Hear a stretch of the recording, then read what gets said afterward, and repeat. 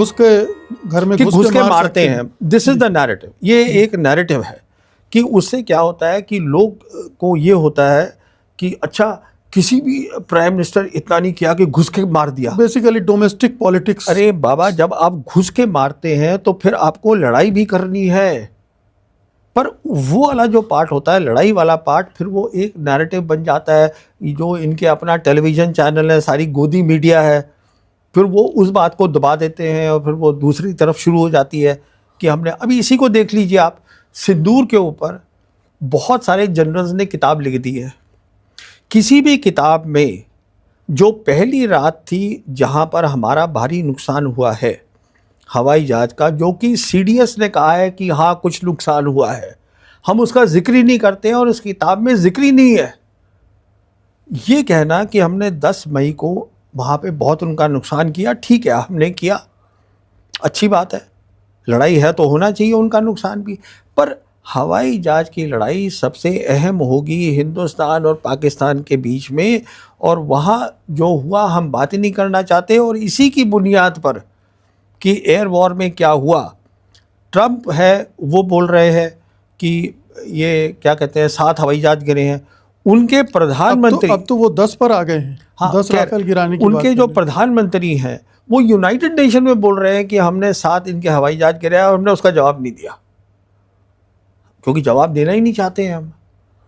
तो कहने का मतलब ये है कि अगर एक ऐसा मीडिया हमारा हो जो पूरा ऑब्जेक्टिव मीडिया हो, तो वो सरकार से ये सवाल उठाएगा कि साहब ये बताइएगा, जब वो ये यूनाइटेड नेशन में बोल रहे हैं तो हमारी क्या पोजीशन है, वो आप बताइएगा। वो नहीं कोई पूछ रहा है। सानी साहब, ऑपरेशन सिंदूर में जो हुआ ठीक है, लेकिन उससे कुछ निष्कर्ष निकलते हैं कि भारत और पाकिस्तान के बीच जो डिफेंस का वो है फासला है वो कितना है, या हम पाकिस्तान के मुकाबले कितने तैयार हैं, या पाकिस्तान चीन के साथ मिलकर हम पर किस हद तक हावी हो सकता है। ये जो निष्कर्ष निकले उन पर जरा रोशनी डालिए। देखिए, क्या क्या सबक है। मैं आपको सीधी सी बात बोलता हूँ, ये जब ऑपरेशन सिंदूर हुआ था उसके पहले मैंने वीडियो करे थे और मैंने समझाया था कि क्यों हमको नहीं करना चाहिए कुछ भी एयर अटैक, क्योंकि चीन उनकी मदद करेगा। हमने किया, बहुत बड़ा नुकसान उठाया है सिंदूर में, वो असलियत है, वो असलियत है। आज जो पाकिस्तान की इंटरनेशनल प्रोफाइल है वो बढ़ गई है सिंदूर के कारण। बिल्कुल। अच्छा, अभी देखिए, अभी मैं आपको दावे के साथ कह सकता हूँ, अगर खुदा ना खास्ता जंग हुई हिंदुस्तान और पाकिस्तान के बीच में, मेरे ख्याल में मोदी सरकार को लेसन मिल गया है। अभी वो कुछ नहीं करेंगे, उनके भी समझ में आ गया है चीन खड़ा है पाकिस्तान के साथ, पाकिस्तान नहीं हार सकता। आप पाकिस्तान को नहीं हरा सकते जंग में। मैं किसी भी प्रोफेशनल को हिंदुस्तान के समझा सकता हूँ ये मैं ये क्यों बोल रहा हूँ, और ये मैं देश के हित में बोल रहा हूँ। ये नहीं है कि मैं देश के खिलाफ हूँ इसलिए मैं बोल रहा हूँ, ये नहीं, क्योंकि हमें समझना है चीन कितनी बड़ी ताकत है, हमें समझना है चीन और पाकिस्तान की क्या दोस्ती है, इन बातों को हमें समझना है। ये लड़ाई का ये मतलब नहीं होता कि आपने साहब शुरू कर दिया काम। पहले आपको, जिसे हम कहते हैं लड़ाई में एप्रिसिएशन, कि आप पहले जायज़ा लीजिए कि क्या माहौल है, इंटरनेशनल माहौल क्या है, रीजनल माहौल, कौन किसकी मदद करेगा, किसके पास होगी। तो मैं आपको दावे के साथ कह सकता हूँ, मेरे हिसाब से मोदी सरकार को सबक मिल गया है ऑपरेशन सिंदूर में, जिसके बारे में हम बात नहीं करना चाहते हैं। तो मैं बिल्कुल उम्मीद करता हूँ ये कुछ भी नहीं करेंगे। अगर कोई अटैक भी होता है तो हम कोई और ज़रिया ढूंढेंगे, पर अगर किया तो वो हमारे हित में नहीं होगा नतीजा। और अब तो पाकिस्तान के साथ अमेरिका भी खड़ा नज़र आ रहा है। नहीं, देखिए, अमेरिका किसी के साथ भी नहीं खड़ा है। अमेरिका एक ऐसा मुल्क है, क्योंकि अमेरिका सुपर पावर रहा है, अमेरिका ने कोल्ड वॉर जीती है, अमेरिका किसी का दोस्त नहीं है। ये बात अमेरिका के लिए लागू नहीं है जो चीन और पाकिस्तान के लिए लागू है। अमेरिका आज हमारे साथ है, कल नहीं है, आज पाकिस्तान के साथ है, कल नहीं है। पाकिस्तानी भी समझते हैं, हम समझने से इनकार कर रहे हैं। हमें 1 साल पूरा प्रेसिडेंट ट्रंप ने पब्लिकली हमारी बेइज्जती करी है मुल्क की। अच्छा, आज हमारे पास दुनिया में, देखिए दुनिया आज मल्टीपोलर है। इसका क्या मतलब है? एक बड़ी ताकत नहीं है, तीन बड़ी ताकतें हैं। दो क्या है? चाइना और रशिया। रशिया हमारा खास दोस्त है, हमें रशिया के साथ ज़्यादा अपनी दोस्ती बढ़ानी है। चाइना के साथ हमें रिलेशन नॉर्मल करने हैं। अगर आज मैं बताऊं कि क्या हमें करना चाहिए जिससे हमारे देश को फ़ायदा हो, फ़ायदा का क्या मतलब होता है? फॉरेन पॉलिसी का मतलब होता है किस तरीके से हमारे जो मुल्क में लोग हैं, और इस मुल्क में 80 करोड़ लोग हैं जिनको खाना नहीं मिल रहा है, और ये प्रधानमंत्री बोल रहे हैं। अगर उनको खाना नहीं मिल रहा है तो फॉरेन पॉलिसी का मतलब एक ही होता है, उनकी ज़िंदगी कैसे बेहतर बनाई जाए।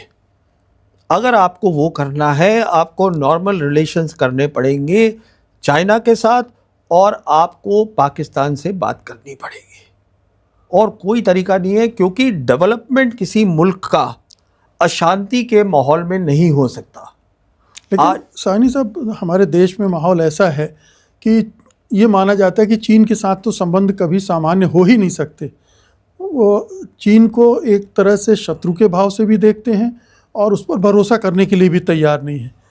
ये जो मानसिकता है, जब तक इससे नहीं निकलेगा भारत, या लीडरशिप देश को कन्विंस नहीं करती है कि चाइना अब सुपर पावर बन गया है, उससे हमारे बहुत सारे इंटरेस्ट जुड़े हुए हैं, इकोनॉमिक इंटरेस्ट भी जुड़े हुए हैं, ये कैसे करेगी? ये लीडरशिप के लिए कोई बहुत बोल्ड स्टेप उठाना पड़ेगा।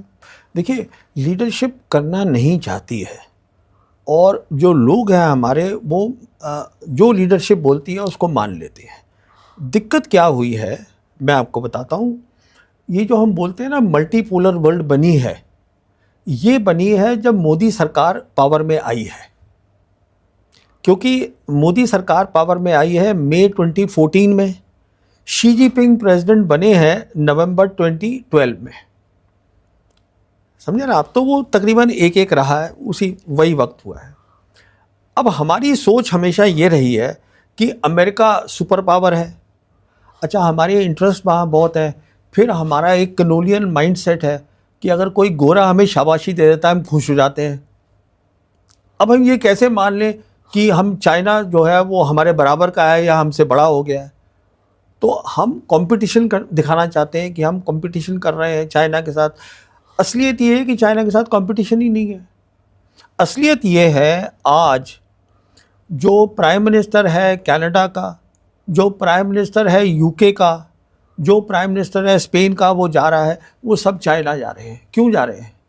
चाइना इसलिए जा रहे हैं क्योंकि चाइना आज मैन्युफैक्चरिंग पावर है दुनिया का। 31% मैन्युफैक्चरिंग दुनिया की चाइना कर रहा है, सप्लाई चेन चाइना में है। हमारा अपना आप ट्रेड दिखिएगा, उसका जो एनुअल डेफिसिट हमारे उसमें है करीबन 1012 बिलियन के करीब है। कहने का मतलब ये है, हम नॉर्मल रिलेशन नहीं करना चाहते, क्योंकि ये दिखाना है हमको। देखिए, ये भी नैरेटिव बिल्डिंग है, ये नैरेटिव बिल्डिंग है हम ताकतवर हैं। ये नैरेटिव बिल्डिंग है कि हम compete कर सकते हैं चाइना के साथ रीजनली। असलियत ये है कि देखिए, हमें ये सोचना है, और यहाँ काफ़ी समझदार लोग हैं हिंदुस्तान में जो स्ट्रैटेजी बना सकते हैं, जो समझा सकते हैं सरकार को, अगर सरकार समझने के लिए तैयार है कि हमारे क्या बेहतर ऑप्शंस हैं, हम कैसे अपने देश को तरक्की के रास्ते पे ले जा सकते हैं। अब देखिए, मैं आपको एक और मिसाल देता हूँ। अब हमने EU के साथ हमने कहा सबसे बड़ी ट्रेड डील हो गई है, ठीक है। EU जो है वो 20 ट्रिलियन इकॉनमी है, ठीक है। प्रॉब्लम तो क्या है कि आज EU ही स्टेबल नहीं है। 27 कंट्री EU बनाते हैं। अभी क्या होगा, पहले तो वो 24 लैंग्वेजेस में वो जो ड्राफ्ट है उसका, वो उनको दिया जाएगा, वो उसको पढ़ेंगे, उसमें कहेंगे हाँ ये नहीं हो सकता, ये करो ये करो। कहने का मतलब ये है कि 1-1.5 साल के बाद EU का क्या हश्र होगा वो हमें मालूम ही नहीं है। तो जब हमारे पास चाइना और रशिया है, चाइना ये तो नहीं कह रहा है कि ये हमें करो। देखिए, आज क्या है, चाइना के साथ इन्वेस्टमेंट कोई नहीं आ रहा है चाइना से, और इन्वेस्टमेंट जो होता है वो प्रूफ होता है म्यूचुअल ट्रस्ट का। तो म्यूचुअल ट्रस्ट तो है नहीं। जो ये ट्रेड चल रहा है वो इसलिए चल रहा है क्योंकि मजबूरी है हमारी, पर ये लोग नहीं समझने की कोशिश कर रहे हैं। हम आज भी जो है, अमेरिका सुपर पावर है, अमेरिका बहुत इंपॉर्टेंट कंट्री है, हमारे अच्छे रिश्ते होने चाहिए, पर आज जो है हमको अलग तरीके से सोच रहा है। लेकिन ये बताएं कि अगर भारत क्वाड का मेंबर है तो चीन आप पर कैसे भरोसा करेगा? क्योंकि क्वाड देशों से आप सारी इन्फॉर्मेशन शेयर करते हैं और अमेरिका का अपना एजेंडा है इस पूरे रीजन में, तो रूस भी हम पर क्यों भरोसा करे?